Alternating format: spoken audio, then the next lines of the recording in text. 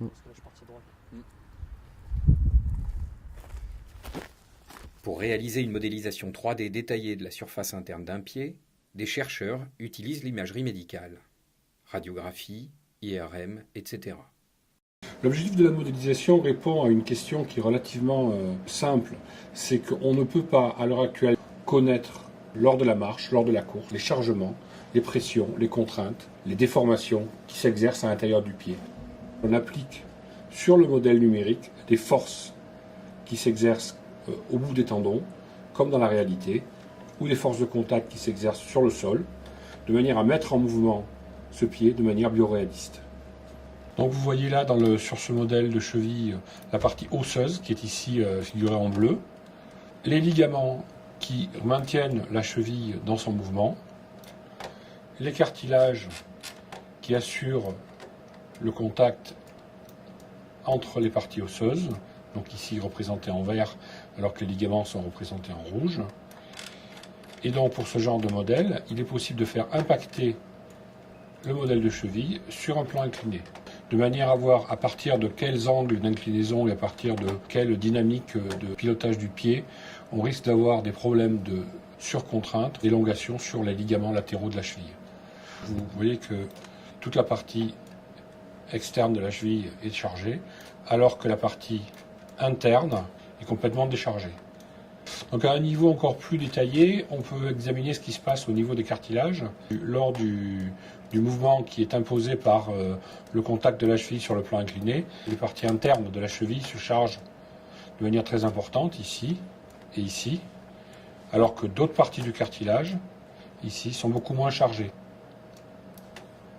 L'objectif de cette modélisation est de permettre l'amélioration des outils sportifs comme les chaussures et les méthodes d'entraînement de manière à prévenir les pratiques à risque. Alors, Benjamin, tu montes sur la pointe des pieds. Et je te place l'électrode sur le gastroc médial. Donc ce tapis haltère-G qui altère donc la gravité entre guillemets, bien que bien sûr on ne puisse pas altérer la gravité, c'est un tapis roulant qui a été développé par une société américaine, initialement conçu pour la NASA dans le cadre de l'entraînement des spationautes. C'est parti.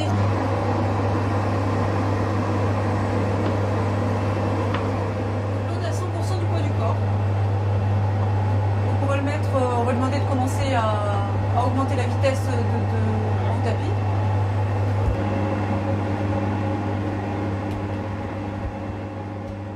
L'air qui est introduit à l'intérieur du dispositif va alléger fortement le poids du corps du sportif. On peut alors passer de 100% à 50% de son poids. T'as la sensation encore d'être à la course là ? Un peu ? Alors je continue. Je suis à 40% de ton poids de corps. Là, on a pied droit, pied gauche, pied droit, pied gauche. Le premier pic correspond à l'impact passif, l'impact talon.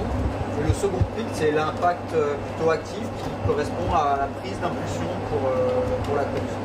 Et quand on allège le poids, quand on passe en allègement de poids, on peut observer la disparition de ce premier pic d'impact.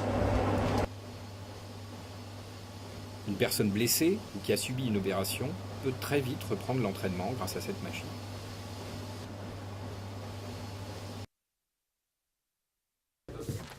Ces chercheurs qui étudient la prévention du mauvais geste et la rééducation travaillent aussi sur la proprioception.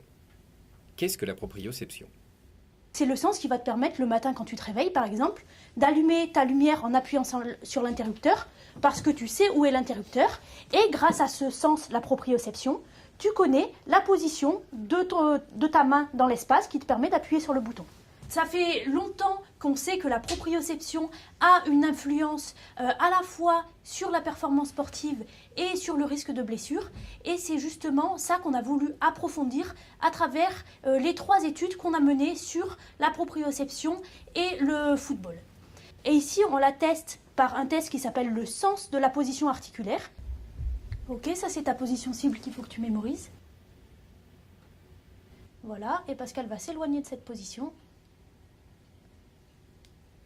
Et y revenir doucement, et toi tu cliques quand tu penses être revenu. Plus les sujets ont une proprioception déficiente, on va dire, donc une moins bonne proprioception, plus ils vont avoir de risques de se blesser, et inversement. et il semblerait qu'il y ait effectivement une corrélation forte entre la capacité du sujet à connaître la position de sa cheville ou de son genou dans l'espace et sa capacité à effectuer un tir précis sur une cible.